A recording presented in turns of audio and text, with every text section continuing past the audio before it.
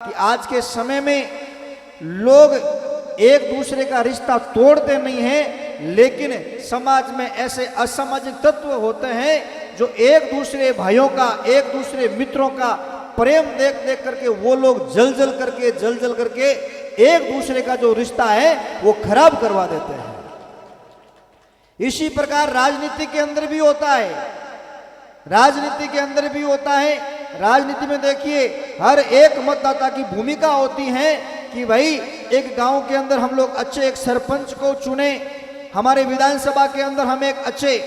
MLA को चुने, हमारे लोकसभा के अंदर हम एक अच्छे उम्मीदवार को चुने, ताकि हमारे गांव की, हमारे विधानसभा क्षेत्र की, हमारे लोकसभा क्षेत्र की आवाज, तकलीफ आगे संसद तक, विधानसभा तक पहुंचा सके। हम लोग तो इस प्रयास से हमारा जो मनपसंद का जो उम्मीदवार होता है उनको हम चुनने का प्रयास करते हैं, लेकिन कई बार ऐसे उम्मीदवार भी होते हैं जो अपनी गंदी राजनीति की वजह से समाज को एक दूसरे में लड़ा देते हैं, समाज को एक दूसरे में बंटवा देते हैं। विष्णुई समाज को राजपूत समाज से लड़वा देते हैं, राजपूतों को पटेलों से लड़वा देते हैं, अन्य प्रकार हर एक दूसरी जाति को पूरे गांव में मतलब कि पूरा राजनीतिक गुट करवा देते हैं। देखो साथियों, मैं आपसे एक ही निवेदन करना चाहूंगा कि सभी अपने अपने स्थान पर सभी अच्छे हैं, लेकिन देखो राजनीतिक जो मतभेद होते हैं वो केवल और केवल एक पार्टी तक और चुनाव के समय तक ही सीमित होते हैं। जैसे ही चुनाव पूरे हुए हमें पुणे बड़े भाईचारा के साथ में गांव की एक ही जाजम पर बैठ करके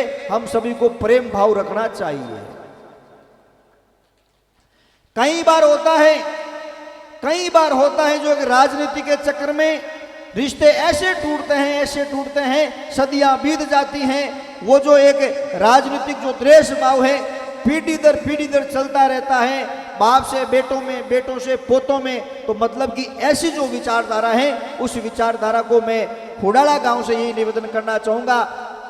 भविष्य में गांव के अंदर चाहे कैसा भी धार्मिक अनुष्ठान हो, कैसा भी कोई भी सामाजिक कार्य हो, 36 कौम को एक साथ में रह करके हमें एक ऐसी नई मिसाल कायम करनी चाहिए, ताकि कभी भी दूसरे लोगों को ऐसा पता नहीं चलना चाहिए कि भाई इस गांव के अंदर आपसी मतभेद है, आपसी किसी प्रकार का कोई पुरानी रंजिश है। क्योंकि धार्मिक अनुष्ठान, सामाजिक अनुष्ठान हम सभी समाज बंधुओं की बदौलत से ही होता है।